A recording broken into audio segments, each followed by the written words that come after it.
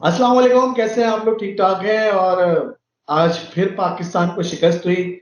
यहाँ से पाकिस्तान टीम गई थी ऑस्ट्रेलिया एक टोला लेके, और वहां से शिकस्त जो साथ लेके चल रही है टीम। फैमिली तो साथ थी, शायद शिकस्त को भी पाकिस्तान टीम ने अपनी फैमिली का हिस्सा ही बना लिया है। जो न्यूजीलैंड के साथ भी हमें शिकस्त का सामना हुआ है। तो क्या हम आपसे बात करें कि हमने टॉस जीत के गलत फैसला किया या आजम को ड्रॉप करके गलत फैसला किया? बात करेंगे इस दोनों टूर के हवाले से, आज के मैच के हवाले से भी, पाकिस्तान टीम में क्या चल रहा है क्या नहीं चल रहा। बात करने के लिए मेरे साथ मौजूद है मोहसिन मेहंदी। मोहसिन, आपके वक्त का बहुत बहुत शुक्रिया। क्या कहोगे ओवरऑल पाकिस्तान के साथ ये जो शिकस्त चिपकी हुई है? यार नहीं, बिल्कुल आपने सही कहा कि फैमिली साथ लेकर चले थे और उम्मीद ही की जा रही थी क्योंकि जो चेंजेस हुई थी, मोहम्मद हफीज को टीम डायरेक्टर बनाया था, चीफ सिलेक्टर चेंज हुए थे, लड़के चेंज हुए। और जो एक वर्ल्ड कप के बाद बाबर आजम का एक शोर मचा हुआ था कि भाई उनको कप्तानी से हटा दें, वो भी चेंज हुआ। लेकिन जो जी। शिकस्त का जो एक टैग लगा हुआ है, या समझ लें शिकस्त हमारा पीछा नहीं छोड़ रही। वही ऑस्ट्रेलिया में हुआ, वही न्यूजीलैंड में हुआ कि बैक टू बैक मैचेस हम हार रहे हैं। और फिर क्रिकेट भी उस अंदाज से नहीं खेल पा रहे। अगर आज भी आप देखें, टॉस जीतकर बैटिंग का फैसला भी किया, लेकिन आप जब बैटिंग का फैसला करते हैं तो आपकी अप्रोच डिफरेंट होती है। दूसरे अंदाज से आप खेलते हैं क्योंकि आप टारगेट लेना चाहते हैं। पिछले 3 मैचेस में आप देख लें कि न्यूजीलैंड किस अप्रोच से खेला। पहले मैच में उसने 200 अबव हमें स्कोर दिया था। तो यहाँ पर चीज़ें एक्सपोज हो रही हैं। अगर उन चीज़ों को देखा जाए, या मतलब जो हमारे कप्तान हैं शाहिन शाह अफरीदी, वही सही बॉल नहीं कर पा रहे हैं या उन्हें इतनी मार पड़ रही है, तो मतलब बाकी वो टीम को कैसे उठाएंगे। और फिर टीम की जिस तरह आपने बात की, तो टीम के अंदर भी बहुत कुछ चल रहा है कैप्टनसी को लेकर या दूसरे मामला को लेकर। लेकिन शिकस्त का पीछा है, मतलब बड़े दिल से खेलेंगे तो शिकस्त का आप जो है वो शिकस्त आपका पीछा छोड़ेगी। सही सही सही सही। अच्छा, कहाँ से स्टार्ट करूं? बाबर आजम से स्टार्ट करूं? रमीज ताजा भी कह रहे हैं, आज रिजवान ने भी बात ये की है, जब आप अच्छी खासी ओपनिंग जोड़ी तोड़ोगे तो रिजल्ट तो ये वाले होंगे ही होंगे। तो आपको नहीं लग रहा ये जोड़ी तोड़ने से सबसे बड़ा नुकसान हुआ? देखिए, मेरा नहीं ख्याल कि जोड़ी तोड़ने से नुकसान हुआ। साइम अयूब ने पहले मैच में अच्छा खेला था। अब ये देखना पड़ेगा कि जो नए खिलाड़ी हैं कि वो डोमेस्टिक सर्किट में तो अच्छा खेल रहे हैं, जहाँ पाकिस्तान के अंदर यहाँ की विकेट अलग हैं, मयार अलग है। लेकिन ये साइम अयूब वगैरह या आजम खान, इनको एक दफ़ा पहले भी हमने मौका दिया था लास्ट सीजन के बाद अफगानिस्तान सीरीज में। वहाँ भी इन्होंने डिसअपॉइंट किया था। और यहाँ क्योंकि विकेट बहुत ज़्यादा मुश्किल होती हैं, न्यूजीलैंड की विकेट काफ़ी मुश्किल होती है, बॉल बहुत स्विंग होता है। आज आपने मैट हेनरी की बॉलिंग देखी, उन्होंने शुरू से ही मुश्किलात में डाले रखा पाकिस्तानी खिलाड़ियों को। तो सही। मतलब ओपनिंग जोड़ी एक आपकी तजुर्बेकार थी, नहीं छेड़ना चाहिए था। लेकिन वो जाहिर है कि जो लड़के आपके पास आए डोमेस्टिक के, उसमें 6 तो ओपनर मिसाल के तौर पर साइम अयूब भी ओपनिंग करते हैं, फिर बाबर भी ओपनिंग कर रहे हैं, रिजवान भी ओपनिंग कर रहे हैं, साथ ज़्यादा फरहान है, वो भी ओपनर है, फ़खर जमान है, वो भी ओपनर है। अब जो लड़के डोमेस्टिक सर्किट में ओपनिंग पे खेलते हैं, उनका अपना अंदाज होता है। फिर अब वही लड़के अगर आके यहाँ पर जैसे सात ज़्यादा फरहान आके 1 रन बनाकर आउट हुए, तो उनकी सिचुएशन भी ऐसी नहीं थी, और उनका नंबर भी वो नहीं था जिस नंबर पे वो डोमेस्टिक में खेलते हैं। ज़ाहिर है ओपनर आते हैं, खिलाड़ी सर्किल में होते हैं, ड्राइव करते हैं, रन बटोरना आते हैं। तो ये मसले जो है दरपेश आ रहे हैं। अब ये या तो जो ओपनिंग जोड़ी थी उसको छेड़ना नहीं चाहिए था, और जो ये लड़के थे इनसे बात करके इनको टीम में जब लेकर आना चाहिए था, जब ये राजी होते कि हाँ भैया नीचे के नंबरों पे खेल लें, तो फिर तो बात सही थी। लेकिन अब जो जेन्युइन ओपनर है वो इनकी वजह से नीचे आकर खेल रहा है, तो उसके साथ भी जाती है। और अगर जैसे रिजवान कह रहे हैं कि ओपनिंग जोड़ी नहीं तोड़नी चाहिए थी, लेकिन मेरा नहीं ख्याल कि ओपनिंग जोड़ी तोड़ने से इतना फर्क पड़े। और ये जो कप्तानी बाबर आजम को हटाया गया, बाबर आजम की फॉर्म तो वापसी आ गई, लेकिन टीम नहीं जीत रही, बाबर के अपने रन हो रहे हैं। लेकिन बाबर को कप्तानी से हटाने से टीम का नुकसान तो हुआ है। नहीं, बाबर का खुद का नुकसान हो रहा था। मैं समझता हूँ कि कप्तानी से टीम तो वही थी, जैसे वर्ल्ड कप में भी हमें शिकस्त का सामना करना पड़ा, और अप्रोच पे बात हो रही थी कि बाबर आजम की क्या अप्रोच है या जो दीगर खिलाड़ी हैं उनकी क्या अप्रोच है, स्ट्राइक रेट पर बात हो रही थी। अब देखिए, शाहिन शाह अफरीदी आए तो उन्होंने एक बयान दिया था कि भाई जो स्ट्राइक रेट पर मैं कोई कॉम्प्रोमाइज़ नहीं करूँगा। इससे पहले जब शाहिद खान अफरीदी भी कुछ टाइम के लिए सिलेक्शन कमेटी में आए थे, उन्होंने भी बात कही थी कि स्ट्राइक रेट जो है T20 क्रिकेट में वो देखा जाएगा। शाहिन शाह अफरीदी ने भी बात की, और हमने देखा कि बाबर आजम में कैप्टनसी की बात मैं समझता हूँ कि इस सीरीज में बहुत ज़्यादा वाज़ेह फ़र्क दिखाई दिया।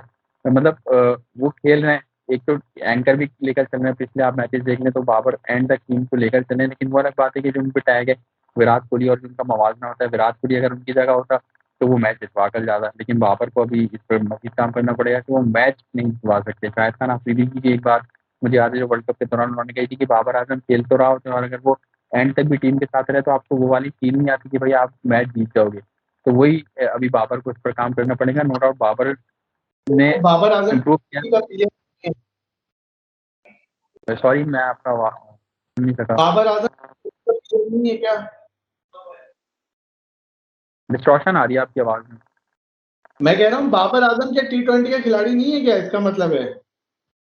बाबर आजम बिल्कुल टी-20 खिलाड़ी हैं, लेकिन वो टी-20 कुछ खिलाड़ी ऐसे होते हैं ना टीम को लेकर चलते हैं। ज़ाहिर है अगर आप सारे ऐसे खिलाड़ी रखेंगे जो मार-धाड़ करेंगे या छक्के-चौके मारेंगे तो वो रिस्की होता है। कुछ 1-2 प्लेयर आपको टीम में ऐसे डालने चाहिए जो इनिंग को लेकर चलें, बिल्ड करें, पार्टनरशिप बिल्ड करें। तो बाबर आजम का वो एक रोल है मैं समझता हूँ। लेकिन जो एंड में आके हार्ड हिटिंग जैसे करते हैं ना, जैसे विराट कोहली हो गए, केन विलियमसन है, अगर ये लोग विकेट पर मौजूद होते हैं, जैसे पिछले ज़माने में एबी डिविलियर्स हुआ करते थे, अगर वो अकेले विकेट पर मौजूद हैं तो आपको लगता था कि भाई मैच कहीं भी जा सकता है, मतलब मैच उनकी टीम लेके जा सकती है जब तक एबी डिविलियर्स चले। यहाँ पर यह है कि अगर बाबर आजम एंड तक भी होते हैं तो प्रेशर सिचुएशन में ज़ाहिर है कि वो शॉट अगर खेलते हैं तो वो या तो कैच हो जाता है या वो आउट हो जाते हैं। पिछले भी मैचेस आप देखें तो ऐसे ही हुआ है और उससे पहले भी जब बाबर कैप्टन थे उसमें भी हुआ है कि मैच फिनिश नहीं कर पाए। तो अच्छा, मतलब टी-20 प्लेयर हैं। अब आप कहोगे उनको आगे कंटिन्यू रखें, शाहिन शाह को और मौके दें, क्या करें? या अभी से देखिए आप उनके हाथ पानी ले लें T20 वर्ल्ड कप, रिजवान को ही बना दें उसको कप्तान? देखिए बंदर की बात मैं आपको बता दूँ, रिजवान को आप कैप्टन बनाएँगे, रिजवान कैप्टनसी लेगा ही नहीं। क्योंकि रिजवान जो कैप्टन बन के कर सकता है वो पीछे से कर रहा है बगैर कैप्टन बने। तो इस अच्छा, वजह से मोहम्मद कैप्टनसी मेरा नहीं ख्याल कि लेंगे, क्योंकि जो एक फैमिली बनी हुई थी वो फैमिली भी मेरा ख्याल है अब तितर-बितर हो गई है। जिस फैमिली का हिस्सा थे बाबर आजम, मोहम्मद रिजवान, शाहिन शाह अफरीदी। तो इन लोगों में आपस में भी थोड़ा-सा अंदर की खबरें ये हैं कि वो बात नहीं रही जो पहले जैसी बात हुआ करती थी। और हारिस शाहिद को भी जो को कप्तानी देने से कि शाहिन तुम कप्तानी ना करो लाहौर कलंदर की, और पाकिस्तान की टीम में बहुत फ़र्क है कप्तानी करना, मगर आकिब जावेद ने दिलवा दी बिला वजह। देखिए, बहुत फ़र्क है। ये एक तो फ्रेंचाइज़ की आप कैप्टेंसी करने में और पाकिस्तान क्रिकेट टीम की कैप्टेंसी करने में बहुत ज़्यादा फ़र्क है। फ्रेंचाइज़ की टीम की कैप्टेंसी करने में आपके ऊपर वो प्रेशर नहीं होता, वो एक एंटरटेनमेंट है, एक फ़न है। लेकिन जब आप टीम की बात आती है तो आपको सीरियस होकर खेलना पड़ता है, सीरियस डिसीज़न लेने पड़ते हैं और फिर आपका तजुर्बा बहुत ज़्यादा काम आता है और आपकी परफ़ॉर्मेंस ज़्यादा मैटर करती है। आप कैप्टन हैं, परफ़ॉर्म नहीं कर पा रहे, उस चीज़ का अलग प्रेशर, कैप्टेंसी का अलग प्रेशर, शिकस्त पे शिकस्त, वो अलग प्रेशर। कितना प्रेशर लेकर एक खिलाड़ी चलेगा, तो मेरा नहीं ख्याल कि शाहिन शाह अफरीदी इस प्रेशर को कोप अप कर पाएँगे। या तो कोई पाकिस्तान क्रिकेट बोर्ड ज़िम्बाब्वे या ऐसी छोटी टीम से सीरीज़ रखे, जहाँ पाकिस्तान क्रिकेट टीम को जीत हासिल हो, उनका रिदम बने, मोमेंटम बने, उसके बाद जाकर फिर मेरा ख्याल है कि कॉन्फिडेंस बहाल होगा शाहिन शाह अफरीदी का। अच्छा, आज सुबह से कराची की मीडिया कह रहा है कि आज़म के साथ गलत हुआ, आज़म को आज गलत ड्रॉप किया गया। आपको लग रहा है आज़म को बहुत सारे चांस दे दिए या आज भी उनको खेलना चाहिए था? देखिए, मैं समझता हूँ जब मौका दिया था और सीरीज़ आप पहले ही हार चुके थे, तो पूरी सीरीज़ में ही मौका देते थे। मतलब एक ही तो मैच रह गया अब, या 2 मैच रह गए थे आज में मिला के। तो ये है कि आज़म का भी अगर ज बात करें तो आज़म जिस नंबर पर खेलने आ रहे हैं, वो नंबर उनका है नहीं। डोमेस्टिक क्रिकेट की अगर बात करें, डोमेस्टिक क्रिकेट में वो नंबर 4 पर आकर खेलते हैं। या पीएसएल की बात कर लें, तो पीएसएल में भी मिडल ऑर्डर में आके खेलते हैं। और जिन-जिन मैचेज़ में आज़म को भेजा गया, वहाँ सिचुएशन भी थोड़ी-सी डिफरेंट थी, लेकिन आज़म खान को न्यूज़ीलैंड खिलाड़ियों ने पकड़ा है कि वो slow slow ball Azam Khan नहीं खेल पाते। ये कोताही है, मतलब मैं नहीं समझता कि आप इंटरनेशनल क्रिकेट खेल रहे हैं, लेकिन आप अपनी ये ख़ामियाँ, मतलब हम जैसों को पता है कि भाई आपके अंदर ये ख़ामी है और आपको ज़ाहिर है कि एक इंसान, एक खिलाड़ी या कोई भी एक सिंगर, उसको खुद पता होता है जब वो परफ़ॉर्म करता है तो उसने कैसा परफ़ॉर्म किया। अगर उसको खुद की परफ़ॉर्मेंस से वो सैटिस्फाई होता है तो उसको समझ जाना चाहिए कि भाई हाँ, उसने सही किया। लेकिन आप अपनी धरती पर जब काम नहीं करेंगे, आप एक प्रोफ़ेशनल क्रिकेट खेल रहे हैं, इंटरनेशनल क्रिकेट खेल रहे हैं और स्लो बॉल आप नहीं खेल सकते, तो मेरा नहीं ख्याल है कि आप अपने करियर को प्रोलॉन्ग कर सकते हैं इस गलती के साथ। और देखिए कॉम्पिटिशन इतना है कि पीछे खिलाड़ी बैठे हैं। अगर आज आज साहबज़ादा फरहान परफ़ॉर्म कर जाते, तो ज़ाहिर है कि आज़म खान का मतलब फिर पत्ता कट जाता है, अगर दूसरे लफ्ज़ों में कहें, और फिर कटता पत्ता तो फिर ये कहते हैं कि कराची वाले इस वजह से मौका नहीं मिल रहा है। लेकिन आप परफ़ॉर्मेंस देंगे तो ही आपको मौका मिलेगा ना। इससे पहले भी अफ़गानिस्तान के खिलाफ आपको मौका मिला था, दिल्ली की विकेट थी, पाकिस्तान से मिलती-जुलती विकेट थी, वहाँ भी आप परफ़ॉर्म नहीं कर सके थे। तो राइट। ज़्यादा मौके हैं आज़म खान को। और इफ्तिखार पे क्या कहेंगे, 4 मैच में 40 रन भी नहीं बना पाए और ये हमारे मिडल ऑर्डर हैं। इससे अच्छा तो हम उमर अकमल और शोएब मलिक को ही ना वापसी बुला लें। देखें आप चाहें तो पीछे भी जा सकते हैं और चाहें तो आगे भी जा सकते हैं। और इफ्तिखार अहमद, मैंने कहा कि आप देख लें कि इफ्तिखार अहमद, शाहिनशाह अफरीदी, मोहम्मद रिजवान, वो मोहम्मद आसिफ ने एक इंटरव्यू में कहा था ना, साहिल भाई के इंटरव्यू में, कि हमारी जो इस वक्त क्रिकेट है उसका जो वो एक मखसूस तबके के हाथ में है। तो इफ्तिखार अहमद इसी वजह से बाहर नहीं हो रहे हैं। बस आजम खान बाहर हो गए, वरना मैं समझता हूँ कि इफ्तिखार अहमद को बाहर करके आप आजम को मौका दे दे, साहबजादा फरहान को लेकर आते। फ्यूचर तो यही लड़के हैं ना जो यंगस्टर्स हैं, या ये फ्यूचर है। तो बस क्या फैसले हो रहे हैं। और मोहम्मद हफीज वहाँ टीम के साथ हैं, उनकी मौजूदगी में फैसले हो रहे हैं। मुझे हैरत इस बात की होती है कि वो डिफेंड भी कर देते हैं कि भाई कि फायरिंग जब गलत थी, ये था। मैं हफीज से आऊंगा, मैं ये फकर जमान के हवाले से पूछना चाहूंगा कि फकर जमान की वजह से पूरा बैटिंग ऑर्डर खराब नहीं हुआ कि भाई आप ओपनर हो, आप क्यों 4 नंबर पे आके खेल रहे हो यार। यार देखें, फखर जमान खुद थोड़ी कह रहा है कि मुझे 4 नंबर पर आकर खिलाओ। वो तो है खुद ओपनर है। कह मैं आपसे पहले ही बात, रहा है जगह नहीं मिलेगी, वरना टीम बाहर बैठो वरना 4 पे खेलो। तो मजबूरी है ना, कि वही तो मैं कह रहा हूँ कि आप प्लेयर को जब आप मजबूर कर दोगे तो वो कैसे परफॉर्म करेगा। लेकिन फिर भी बड़ी बात है कि वो उस नंबर पर आके वर्ल्ड कप में भी परफॉर्म कर चुका है, और यहाँ भी उसने पिछले मैच में परफॉर्म किया था। तो जैसे मोहम्मद इरफान करेंगे, ओपनिंग जोड़ी नहीं तोड़नी चाहिए थी, तो भाई उन खिलाड़ियों को क्या होगा जो जेन्युइन ओपनर थे। आप लोग तो हाथ साथ ही ओपनर बने थे आगे, कि भाई कोई अनफिट हुआ तो आप ओपनर आके बन। लेकिन जो जेन्युइन ओपनर है, शुरू से ओपनिंग पोजीशन पर खेलता आ रहा है, वो कुर्बानी दे रहा है। और जब वो कुर्बानी दे रहा है तो जाहिर है उसकी परफॉर्मेंस पर फर्क पड़ रहा है। और फिर लोग यही कह रहे हैं कि उसकी वजह से पूरा बैटिंग और ऑर्डर तबाह हो रहा है। तो ये तो उस वक्त सोचना चाहिए था जब आप ओपनर बने थे, आप साथी ओपनर। तो आपको वो जगह छोड़ देनी चाहिए थी खुद से, कि भाई आप ओपनर नहीं थे टीम में, आप मिडिल ऑर्डर में खेलते थे, तो मिडिल ऑर्डर में खेलते। जो ओपनर थे उनको ओपनिंग पोजीशन पर खेलते रहते थे। अगर मोहसिन आपको लग रहा है पाकिस्तान क्रिकेट बोर्ड कोई एक्शन लेगा, क्योंकि अभी जो जक्का अशरफ ने प्रेस कॉन्फ्रेंस करी है वो तो कह रहे हैं मैं तो मुतमईन हूँ ऑस्ट्रेलिया में जो परफॉर्मेंस हुई है, तो वो न्यूजीलैंड की टीम से भी परफॉर्मेंस में जो होगी वो उसमें भी वो तुम उम्मीद होंगे या कोई एक्शन लेंगे हफीज पर, अजमल पर। नहीं नहीं, मुझे नहीं लगता है कि कोई एक्शन लेंगे। और अजमल पर आप किस चीज़ का एक्शन लेंगे? आपके पास तो कोई जेन्युइन स्पिनर ही नहीं है, तो अजमल को तो भेजना ही, मेरा ख्याल है, पता नहीं किस लिए भेजा था, कि वो स्पिनर वैसे टीम में है नहीं। अब क्या अजमल मोहम्मद नवाज की कोचिंग करेंगे T20 क्रिकेट में, जो न्यूजीलैंड में टीम रही है। और दूसरी बात ये कि मोहम्मद हफीज को तो बड़े लाड प्यार से लेकर आए थे जका अशरफ साहब और बनाया था, तो उन पे क्या एक्शन लिया जाएगा? वो तो अपनी वाइफ के साथ टूर कर रहे हैं, पहले ऑस्ट्रेलिया का फिर न्यूजीलैंड का। तो मौज मस्ती है, और जिसका जो दिल चाह रहा है, जिसके जो बस में है, वो इस क्रिकेट बोर्ड में कर रहा है। जका अशरफ की आपने बात की, जका अशरफ खुद क्रिकेट बोर्ड नहीं चला रहे, उनका बेटा जो उनको कहता है, सजेस्ट करता है, वो उस पर काम करते हैं। तो जका अशरफ का भी यदि कोई फ्यूचर नहीं पता, तो पाकिस्तान क्रिकेट टीम का या एक्शन लेने का क्या फ्यूचर होगा इस वक्त। मतलब ये कह लें कि कुछ खिलाड़ी या कुछ शख्सियात ऐसी हैं जिनका, वो एक कहावत है ना कि 5 उंगलियां घी में सर कढ़ाई में, वो वाला हाल है। उसमें एक मोहम्मद हफीज भी शामिल है। तो उन पर मैं नहीं समझता कि फैसला लिया जाएगा, एक्शन लिया हफीज की कड़ाई में खिलाड़ी चल रहे हैं, तपे हुए हैं हफीज से कि वो बहुत सख्ती कर रहे हैं।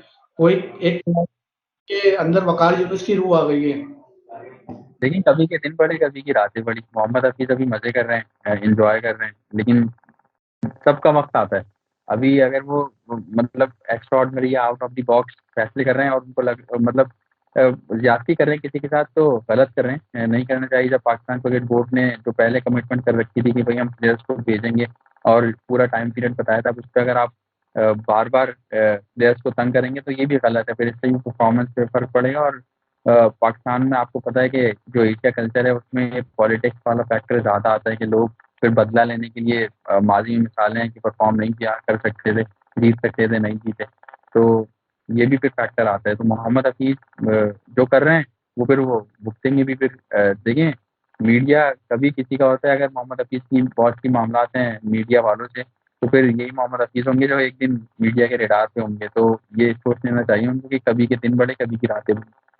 अच्छा, आकिब जावेद की थ्री मूर्ति तो फेल हो गई, हमने दो की बात तो कर ली, शाहीन शाह की बात कर ली, हमने फकर की जबान कर ली, जो उनकी थ्री मूर्ति है हारिस रऊफ, उनको क्या हो गया है? वो तो बिल्कुल ही 161 रन दे दिए उन्होंने 4 T20 में।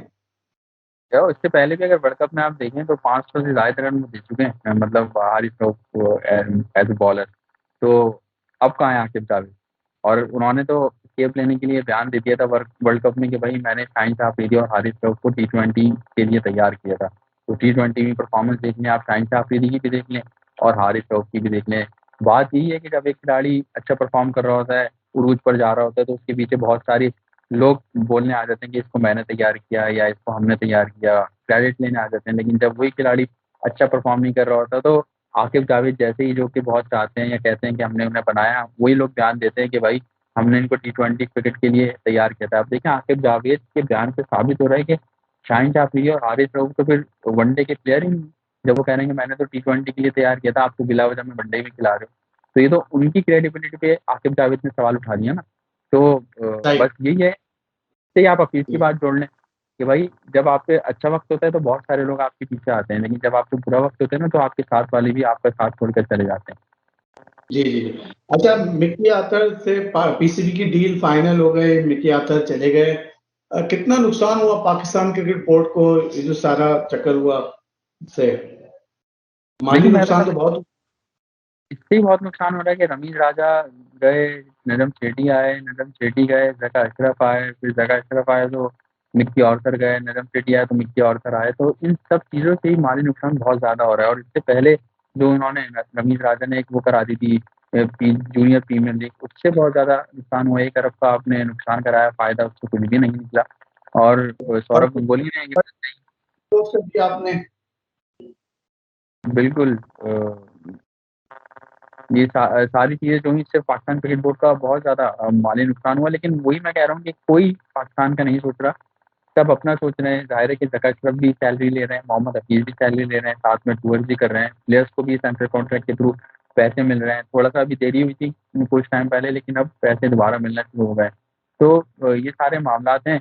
कुछ अच्छी चीज़ ये हो रही है कि प्रेसिडेंट ट्रॉफी आपकी पाकिस्तान में चल रही है, देखते हैं उससे क्या टैलेंट आता है। अभी तक तो कोई उसमें अच्छी कारकर्दगी कोई नुमाया नहीं हुई या मीडिया के सामने नहीं आए। लेकिन ये जो सारे मामला चल रहे हैं इससे पाकिस्तान क्रिकेट को ही नुकसान होगा। मतलब जो बार-बार चेंजिंग चल रही है, अनसर्टेनिटी है, कि कुछ पता नहीं है कि कौन अगला चेयरमैन आएगा, इलेक्शन के बाद क्या होगा, पॉलिटिक्स जो इन्वॉल्वमेंट है पॉलिटिक्स की, उससे क्रिकेट को नुकसान पहुँचेगा, प्लेयर्स को नुकसान पहुँचेगा, कि किसी का कुछ नहीं जाएगा। ठीक है। अच्छा मोहसिन, बस आखिरी सवाल है मेरा। ये उमर अकमल शिकवा कर रहे हैं कि भाई मैंने पाकिस्तान के लिए करोड़ों रुपए छोड़े, मुझे पाकिस्तान ने क्या दिया डोमेस्टिक, मैंने खेल रहा हूँ आके।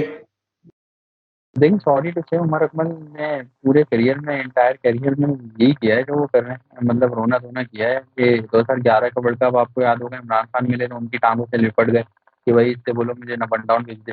तो मतलब इस तरह के मतलब कोई प्रोफेशनल खिलाड़ी इंडिया में क्यों नहीं करता कोई इस तरह का खिलाड़ी? और अगर वो करते भी हैं तो उनको बाहर कर दिया जाता है। मतलब एक प्रोफेशनलिज़्म भी होता है ना। आप बहुत सारे ऐसे खिलाड़ी हैं, अब जैसे सरफराज अहमद हैं, वो भी बाहर हुए हैं, लेकिन वो इस तरह की बातें नहीं करते कि मैंने करोड़ों रुपए छोड़े और ये किया, वो किया। तो उमर अकमल का एक मतलब वो कहते हैं ना कि मतलब गलती करने के बाद अपना ही मुँह फुला लेता है बंदा कि भाई लोग उस पर तरस खाएँ, वो वाला मामला है। और उनकी परफ़ॉर्मेंस क्या है, मतलब वो किस लिए करोड़ों रुपए छोड़े हैं उन्होंने और कहाँ छोड़े हैं? मतलब अगर वो इतने टैलेंटेड हैं, इतनी उनकी फ़िटनेस है, तो वो बाहर की इतनी सारी लीग हो रही है जहाँ पर उसामा मीर है, आरिफ रऊफ वगैरह खेलते हैं, तो उमर अकमल को क्यों नहीं खिलाया जा रहा? और बहुत सारे खिलाड़ी ऐसे झूठ भी कह देते हैं कि करोड़ों रुपए छोड़े। अभी जैसे अहमद शहजाद ने एक ट्वीट किया था कि भाई मैंने टी10 का कॉन्ट्रैक्ट छोड़ा, उसमें भी करोड़ों रुपए थे। तो अहमद शहजाद से जब तहकीक की गई तो करोड़ों रुपए के नाम में वो तो कुछ $1000 के नाम में थे और बस उन्होंने एक हाइप क्रिएट कर दी कि भाई मैं पाकिस्तान की खातिर करोड़ों रुपए छोड़े। तो ये खिलाड़ी किसी के भी नहीं होते। खिलाड़ियों को बस जो गाइड कर रहा होता है वो उनके क्या कहते हैं ज़हन में या अच्छा मुँह में कोई मोहसिन, बात। ये जो भी हमारे परफॉर्मेंस रहे हैं, जो भी खराब परफॉर्मेंस रही है, अब ये पीएसएल में सबके गुना माफ हो जाएंगे आके? देखिए पीएसएल में बिल्कुल सबके गुना माफ़ हो जाएँगे क्योंकि ज़ाहिर है पैसा इन्वॉल्व है, फ्रेंचाइज़ का पैसा लगा है, स्पॉन्सर्स का पैसा लगा है। अब पीएसएल की परफ़ॉर्मेंस पे फिर देखा जाएगा, पीएसएल की परफ़ॉर्मेंस पर आपकी वर्ल्ड कप की टीम तैयार होगी और 1-2 मैचेज़ में जो ज़्यादा छक्के मारेगा वो टीम में वापस आ जाएगा। अब देखिए शाहनवाज़ धानी का जो मैटर चल रहा है, जिस पे वहाब रियाज़ ने कहा कि भाई वो तो नेट पे बॉलिंग ही नहीं कर रहे। तो अब देखना ये है कि ये क्या गुल खिलाते हैं शाहनवाज़ धानी, क्योंकि जब मैं इनको शुरू से जानता हूँ बहुत मेहनती क्रिकेटर थे। लेकिन अब कुछ खिलाड़ी भी ये बात कह रहे हैं कि भाई ये नेट पे बॉलिंग नहीं करते, भाग जाते हैं, फिटनेस से नहीं करते और ये सारी चीज़ें तो मैच से भाग गए। अहमद शहजाद ने भी बहुत अजीब से ही काम किया, उसपे भी कह रहे हैं कि पाकिस्तान क्रिकेट बोर्ड जो है वो तहकीकात करेगी। मतलब ये तो हैरत है। और फिर ये खिलाड़ी देखें आके शिकवा करते हैं कि हमारे डिसिप्लिन का कोई मसला नहीं है और हम पाकिस्तान के हाँ, लिए करोड़ों रुपए छोड़ रहे हैं। अबे भाई कैसे तुम मैच छोड़-छोड़ के भाग रहे हो, तुम कैसे करोड़ों रुपए छोड़ोगे? तो मतलब अहमद शहजाद और उमर अकमल एक ही मतलब उनसे कंपेयर किया जाता था और दोनों के डिसिप्लिन और मुझे समझ में नहीं आ रहा, दुःख होता है कि खिलाड़ी जब आते हैं तो अच्छा परफ़ॉर्म कर रहे होते हैं, शाहनवाज़ खानी, अहमद शहजाद भी आज अच्छा परफ़ॉर्म कर रहे थे, विराट कोहली से उनको मिलाया जा रहा था और फिर उसके बाद ऐसा डिक्लाइन फ़ेज़ आता है कि वो खिलाड़ी बिल्कुल मिट जाता है। अब देखिए शाहनवाज़ खानी कहीं नज़र नहीं आ रहे, लेकिन जब वो आए थे, मेहनत करते थे और लोग कहते थे कि आगे जाएँगे। लेकिन जब आपके पास मैंने देखा है पाकिस्तान में कि पैसा, शोहरत थोड़ा-सा मिलता है तो फिर आप मेहनत कम कर देते हैं और दूसरी चीज़ों में, दूसरे सेक्टरों में ज़्यादा लग जाते हैं। अंदर की बात अगर मैं आपको बताऊँ तो शाहनवाज़ खानी साहब ने सिंध के एक वज़ीर से वहाब रियाज को कॉल करवा दी कि भाई हाँ, मेरी के लिए जो है वो इस तरह बात करें। तो उसी बयान उसी पर जो है वहाब रियाज की मतलब आप ये कह लें आम लफ्ज़ों में कि हटी भी थी और उन्होंने मीडिया पर आकर बोल दिया था कि भाई ये हरकतें कर रहे हैं। दूसरी बात ये कि मिसबाह-उल हक ने शाहनवाज़ खानी को जो प्रेसिडेंट ट्रॉफी हो रही है कराची में, 2 मैचेज़ बिठाए इसी हरकत पर कि क्या इन्होंने वो हरकत करी है। तो चलिए अब देखें आप क्रिकेट में चलता रहेगा। आपके वक़्त का बहुत-बहुत शुक्रिया। आगे भी आपसे बातचीत जारी रहेगी इंशाल्लाह। अपना ख़्याल रखिएगा। बिल्कुल, आपका भी बहुत शुक्रिया कि आपने अपने चैनल पे मुझे मदद किया। हमेशा मज़ा आता है आपसे बात कर आपके चैनल पर आकर। आप भी अपना ख़्याल रखिए।